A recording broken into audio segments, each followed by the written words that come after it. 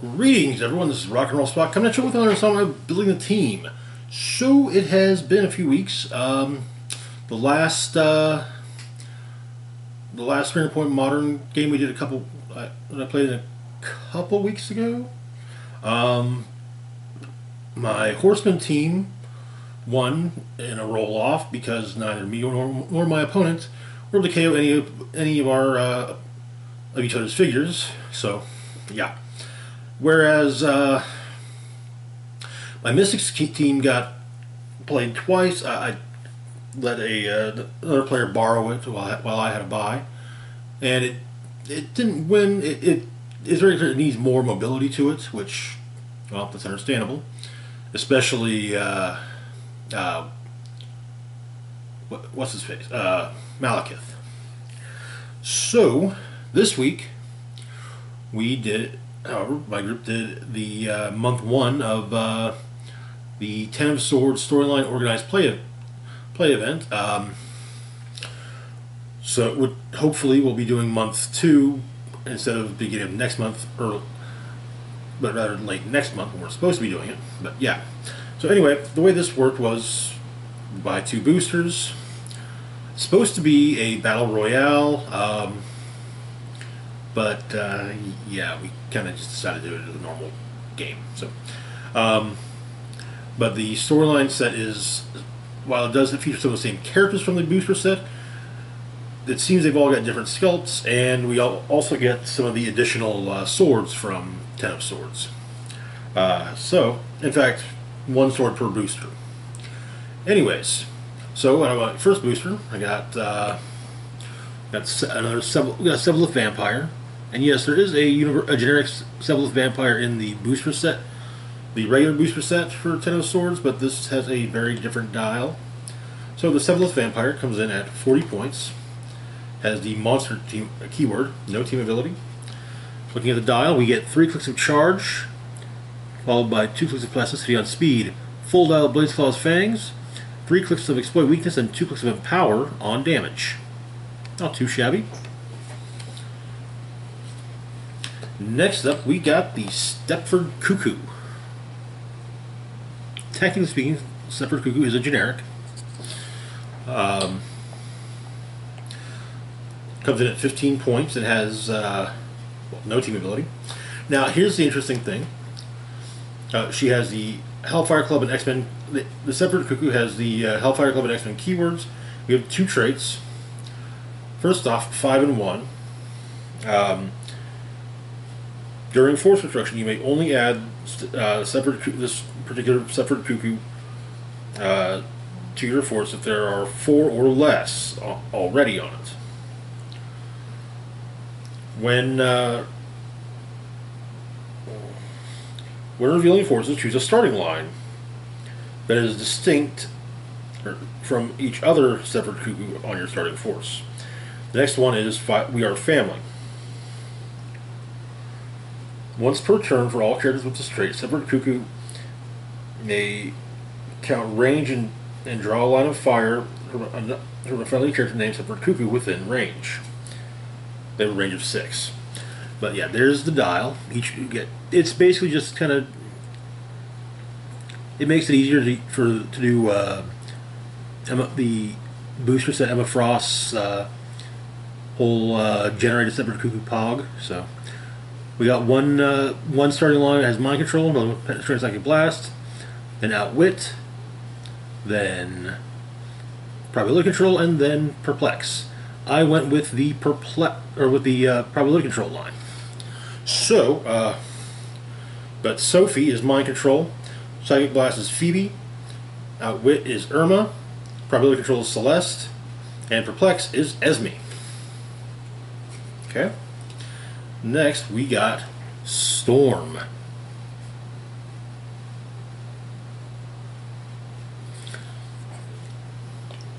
Storm here comes in at either 70 points or 45 points. She has the X-Men team ability as well as the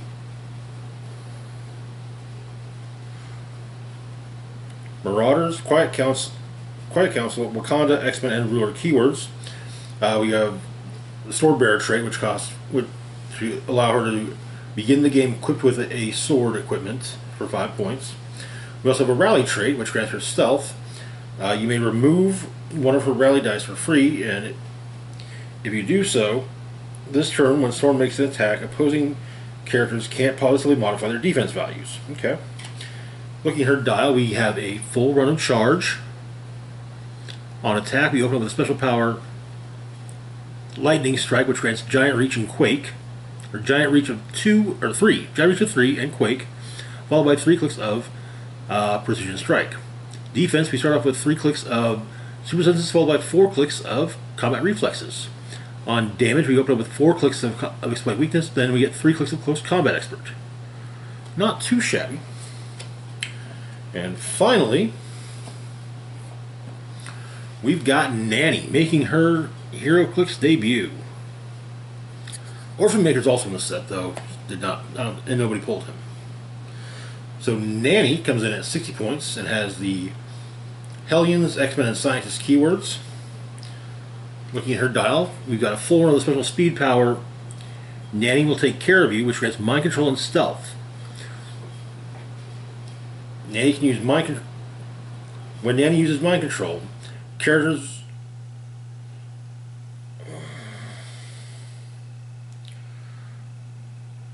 less than 100 points modify defense value by -2. Okay. On attack, we get 3 clicks of Precision Strike, followed by 3 clicks of Blades.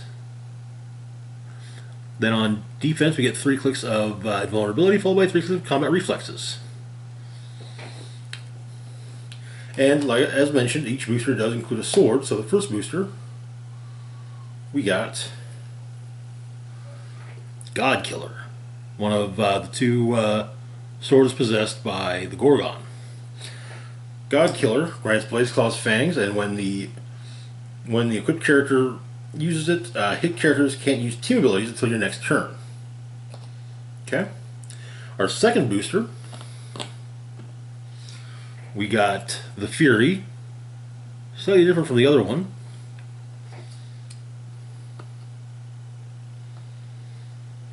The Fury comes in at 75 points, has the Robot keyword as well as a trait, Self-Repair. At the beginning of your turn, you may roll a d6 and heal the Fury equal to half the result. Okay. Looking at the dial, we've got a full run of charge, full run of willpower, and a full run of exploit weakness.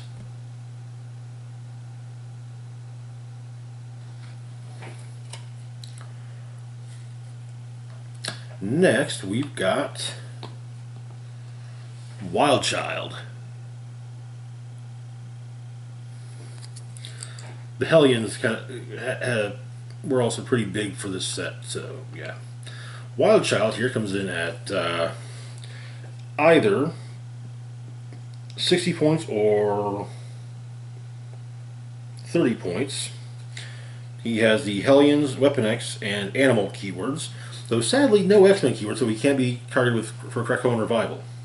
We also have a trait, Seeing an Alpha. Willpower, but only if Wild Child is adjacent to a friendly character that has a higher point value than him. Okay. Looking at his dial, we get 2 clicks of charge followed by a click of flurry, then 2 clicks of charge and another click of flurry. Full run of Blaze Claw's Fangs. On defense, you have the special power Unpredictable and Dangerous, which grants combat reflexes, super senses, and toughness. After 2 clicks of that, we get a click of regen, and then again 2 of the special power, 1 of regen, and a full dial of Battle Fury, which can come in handy. Next up, we've got Cypher.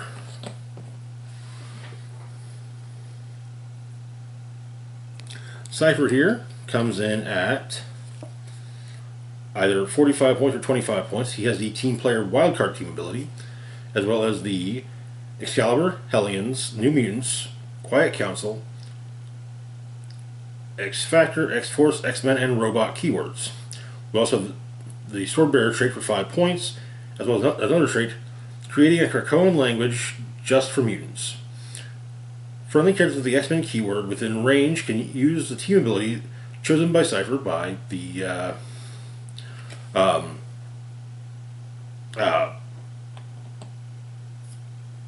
Team Player Wildcard by the team player team ability.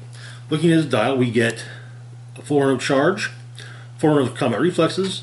On damage, we get 3 clicks of the special power Master Decoder, which rates Outwit and Perplex, followed by 2 clicks of just regular Perplex. And wrapping this booster up, we've got, figure-wise, we've got Mr. Sinister. I rather like this look of the Sinister figure. I also find it fitting he's not wearing his cape because, well, for most of the Hellions Ten of Swords story, well, he was without a cape. Felt just wrong with that one. Sinister comes in at 80 points or 45 points. Has the Hellions, Marauders, Quiet Council, X-Men, and Scientist keywords.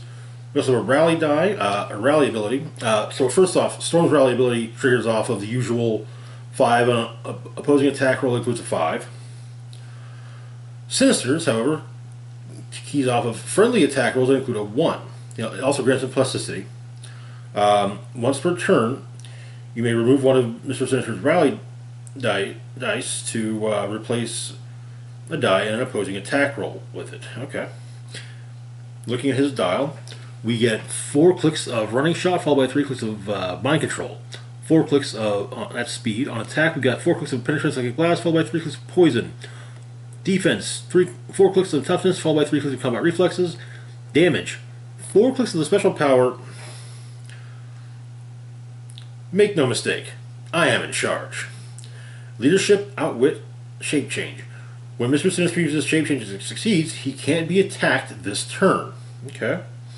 That then gives way to 3 clicks of regular Outwit. As for the sword we pulled out of this booster, we got the Sword of Might.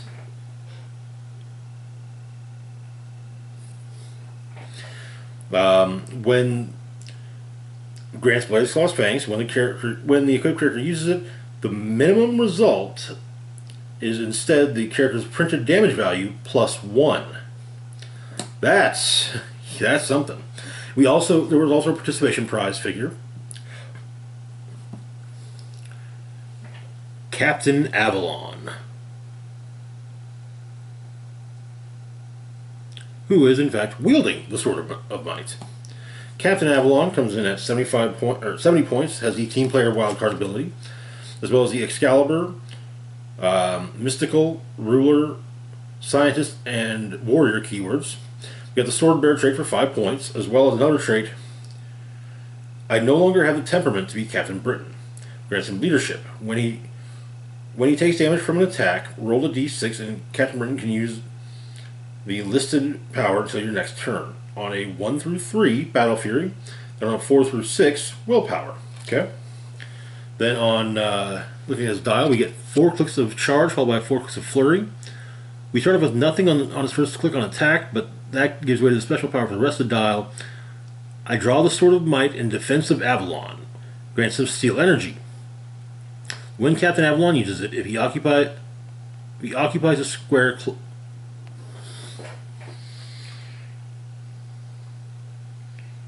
closer to his starting area than your opponent's, heal 2 clicks instead. Okay. Then on defense, we open up with 4 clicks of invulnerability, which gives way to 4 clicks of toughness. Then on damage, we have 4 clicks of exploit weakness, followed by 4 clicks of close combat expert. Okay. Now, Captain Avalon was not the only participation prize. There were also 2 tarot cards, as well as each booster had 2 tarot cards in it. So the 4 tarot cards I got were, first, the 6 of Wands, featuring Nanny. When a character can use probability control on an attack roll, they may re-roll a single die instead of both dice. That can be very useful. Say you roll a 7, and maybe you need higher than a 7. You roll a 1 and a 6. Well, leave the 6 and just re-roll the 1. Who knows? Maybe it'll become a crit hit. Then we've got the Magician, featuring Rasputin from Top Powers of 10. Characters have mystics. If a character can already use mystics, they deal one unavoidable damage instead of one penetrating damage. Basically, turning mystics back to the way it used to be. But only for certain reasons. Then we got the tower.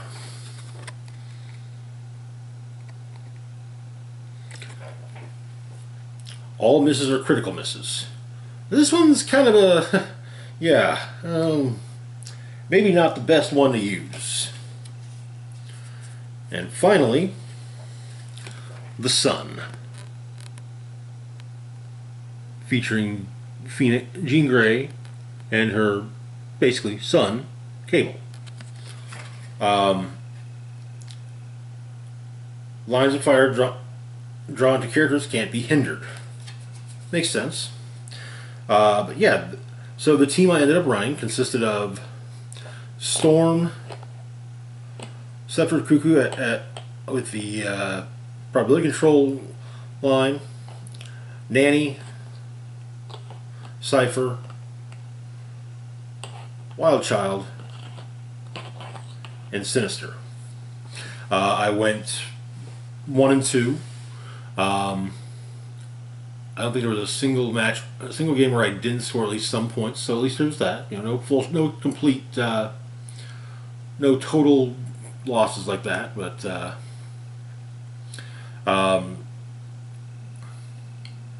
Nanny, actually, the last match, Nanny actually kind of came out as almost the MVP for the last match. Her mind control definitely came in handy, turning various, which allowed for a few KOs to get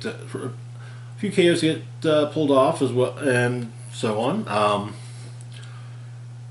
Then Storm also definitely pulled her weight just in the first game alone. Same with Sinister and Cypher, and even Wild Child. But so yeah, hopefully, like I said, the end of this month rather than the beginning of next month, we'll be doing month 2. Also, hopefully by then I'll be able to get at least a brick of Ten of Swords, the booster set. So, but anyway, that is going to do it for now. As always, feel free to like, share, and subscribe. Links to my Facebook, Twitter, Patreon, and PayPal can be found in the description box down below. This is Rock and Roll Spock signing off, saying, live long and rock hard.